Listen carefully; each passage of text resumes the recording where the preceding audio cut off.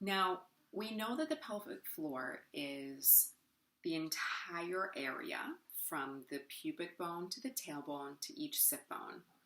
And it is this entire area that lengthens and stretches during birth. So the perineum tissue is not the only area that stretches and should not be the only area that you work on to prevent tearing. You really want to make sure that you are also focusing on the entire pelvic floor, just like with your breathing and just like with the towel release. To do this, you do pelvic floor massage. So the purpose of pelvic floor massage is to improve circulation, to improve relaxation, to balance any tone, and to reduce any pain. Just like with perineal massage, you want to find a comfortable place to set up. You may need your partner's assistance to do this, or you can also use a device called a dilator or a wand to help you out with this. Some people find that it is comfortable to go into the tub, and you can rest your legs on either side of your tub, and with the warmth of the water, you find more relaxation during the massage. Doing a few pelvic floor relaxation breathing, and to remember to wash your hands and to cut any longer fingernails to prevent any issue of doing the massage.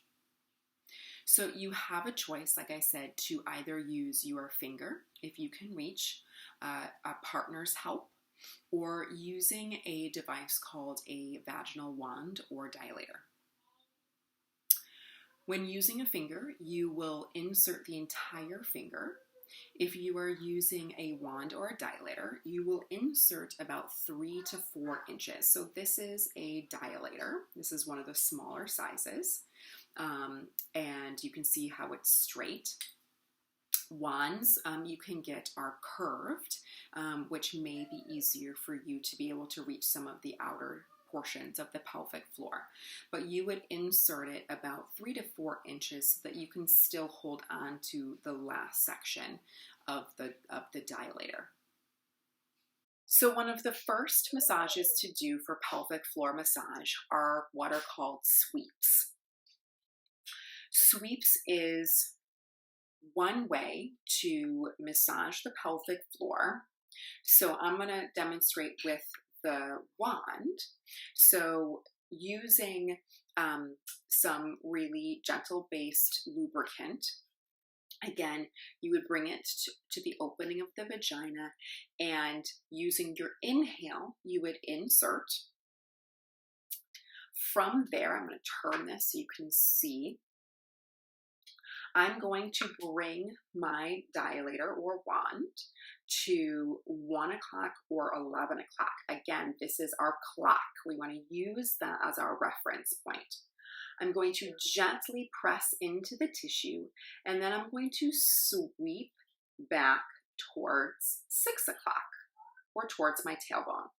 I'm going to remove the pressure, and I'm going to bring it back to 1 or 11 o'clock. And then I'm going to sweep again. You would repeat that 10 to 20 times. Then you would move on to the other side, sweeping back. And again, 10 to 20 times. The amount of pressure that you put into the tissue has to be comfortable. You don't want to be creating a lot of pain with this, if at all. But use your pelvic floor relaxation breathing and your imagery of softening and releasing and creating space as you sweep. Now, as you do your sweeps, you may notice that there are areas that are more uncomfortable than others. It may be helpful to write down those spots that are more tender or uncomfortable for reference later on. So then the next massage to do with the pelvic floor are holds. And you can do this in one of two ways. The first way would be to go back to the locations that are more uncomfortable. Using again your clock as a reference point, you would bring the wand or your finger to the point that was more uncomfortable.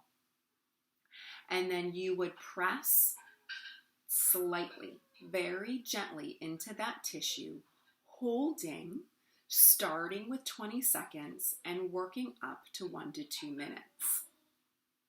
And then you would release the pressure and you would move on to the next point.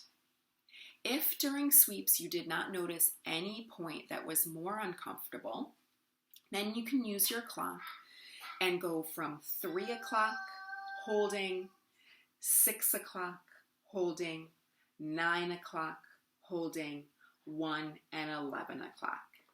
And you would go to each point holding at a comfortable amount of stretch, breathing through and envisioning the release and the softening of the tissues.